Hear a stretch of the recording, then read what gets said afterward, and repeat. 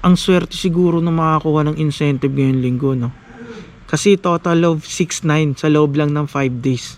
Grabe. Grabe ka, Move It.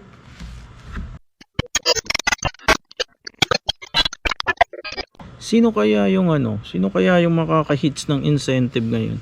Grabe, ang laki ng incentive kasi ngayon eh. Total of 6,900 sa loob lang ng 5 days. Monday to Friday lang yun, 6,900. Paano nangyari yun? Kasi yung ano, yung incentive sa umaga 500, tapos times mo yun sa 5 days. So magkano rin yun? Tapos yung mid naman is 200 times mo sa 5 days yun. Tapos mayroon pang yung pang hapon na incentive, pang rush hour, 400 naman yun. Tapos i-times mo ulit sa ano, sa 5 days kasi Monday to Friday lang naman yun eh. Tapos meron silang dinagdag yung special incentive. Yung special incentive, makukuha yung mga booking na yun, yun yung makukuha mo lang sa Makati, Taguig, Pasig.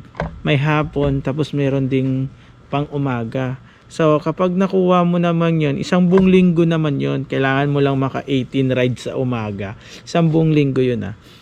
Meron kang additional 500. So i-add mo lang dun sa per day. Pero ito, isang lingguan lang yung, isang bagsak lang na isang linggo. Tapos yung sa hapon naman niya, 300. Kailangan mo lang ng 17 rides. Kailangan yung mga booking na yun, makukuha mo lang sa Makati, Taguig at saka Pasig. Hindi counted yung ibang lugar. Tapos meron pa siya dito sa may upcoming. Ayan o, upcoming o. Sa Friday pa yan dapat. Sa Friday pa yan mangyayari. Pero pinapakita na niya dito. So 600, ayun o. 625 rides. So total of ano yun? Total of 6,900 sa loob lang ng 5 araw. Grabe no. Incentive pa lang 6,000 no. Sino kaya yung makakakuha nun? Kasi ako, putik, malabo. Malabo pa sa sabaw ng kanal, sabaw ng pusit para makuha ko yung ganong incentive. Grabe, ang laki. 5 days lang, 6,900, hindi ko may imagine.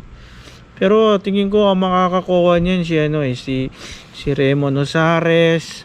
Tapos si ano, yung nag-top biker sa ano, top biker ng ano, Team Cool, si Dora. Yun, basta yun, nakikita ko yun eh. Nagpo-post yun eh. Tingin ko siya yung makakuha dyan. At saka si ano, si Manoy Alfonso. Ano kasi yun eh, gahaman sa pera. Hindi, joke lang. Makukuha niya yun kasi yung schedule ng biyahe kasi noon is umaga, tapos umuwi ng tanghali, babalik ulit ng ano, ng hapon. Sigurado ako makukuha nila yung, grabe. Swerte, no? 6,900 isang linggo. Tapos meron pang ano, hindi, 6,900 5 days.